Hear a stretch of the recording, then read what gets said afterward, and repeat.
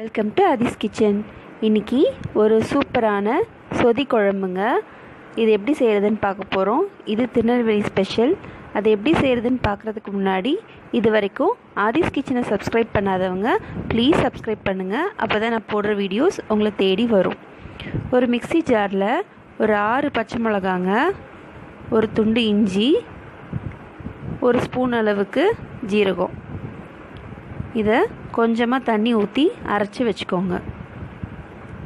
அப்புறம் ஒரு குக்கரில் 3 ஸ்பூன் அளவுக்கு எண்ணெய் ஊற்றிக்கோங்க.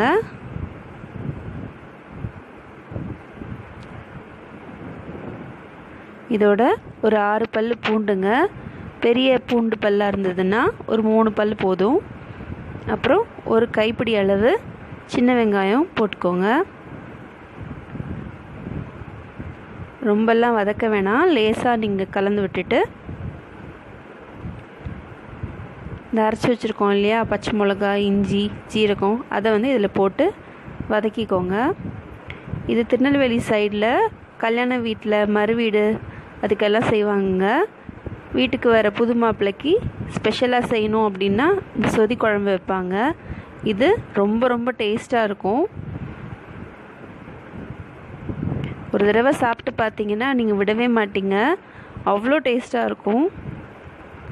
இப்போது இதில் என்னென்ன காய் வேணுமோ நீங்கள் போட்டுக்கலாம்.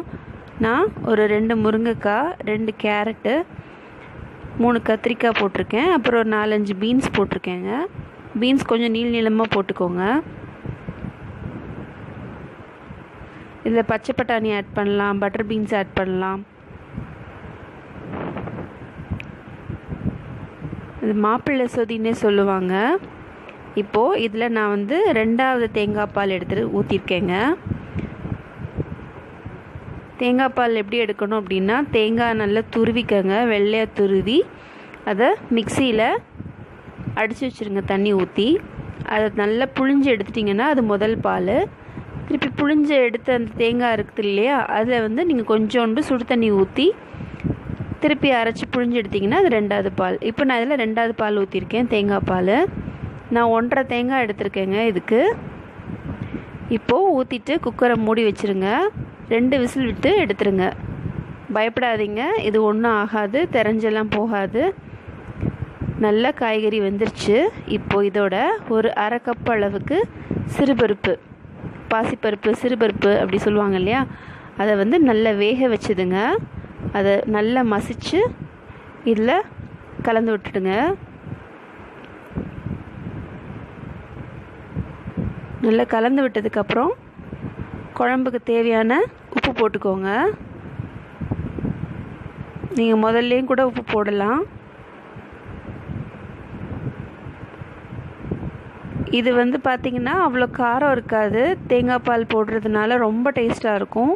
ஆனால் இதுக்கு நீங்கள் சைட் டிஷ் எப்படி வைப்பாங்க அப்படின்னா, இஞ்சி தொகையல், இல்லைன்னா இஞ்சி பச்சடி, நல்ல காரசாரமாக உருளைக்கிழங்கு வறுவல், சிப்ஸு அது மாதிரி வச்சு சாப்பிடுவோம், டேஸ்ட்டாக இருக்கும்.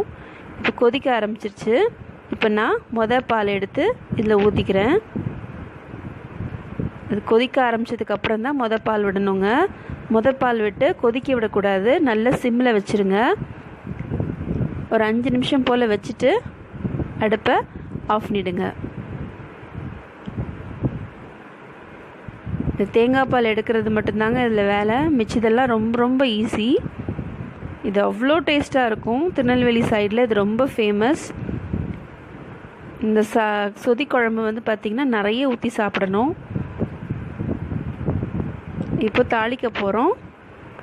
ஒரு 2 ஸ்பூன் அளவுக்கு எண்ணெய் ஊற்றிக்கோங்க. அதில் 1 ஸ்பூன் அளவு கடுகு போட்டுட்டு கருவேப்பிலை, கொத்தமல்லி மட்டும் குட்டி குட்டியாக நறுக்கி போட்டுக்கோங்க. இப்போது இந்த தாளிப்பை எடுத்து குழம்புல ஊற்றிடுங்க. இது சாப்பிட்டிங்கன்னா அதோட ருசியில் அசந்து போயிடுவீங்க. ஜம்முன்னு இருக்கும் ருசி. இது கண்டிப்பாக ட்ரை பண்ணி பாருங்கள், உங்களுக்கெல்லாம் பிடிக்கும்னு நம்புகிறேன்.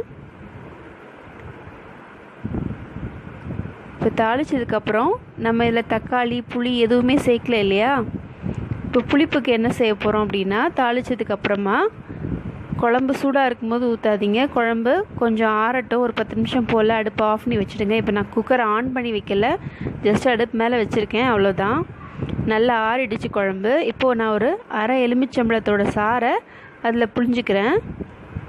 இந்த எலுமிச்சம்பழ சாறில் உள்ள புளிப்பு தாங்க அந்த குழம்புக்கு. இப்போது சூப்பரான சொதி குழம்பு ரெடி. இது கண்டிப்பாக ட்ரை பண்ணி பாருங்கள். எப்படி இருந்துச்சுன்னு சொல்லுங்கள் கமெண்ட்டில். இந்த வீடியோவை லைக் பண்ணுங்கள், ஷேர் பண்ணுங்கள், மறக்காமல் சப்ஸ்கிரைப் பண்ணுங்கள்.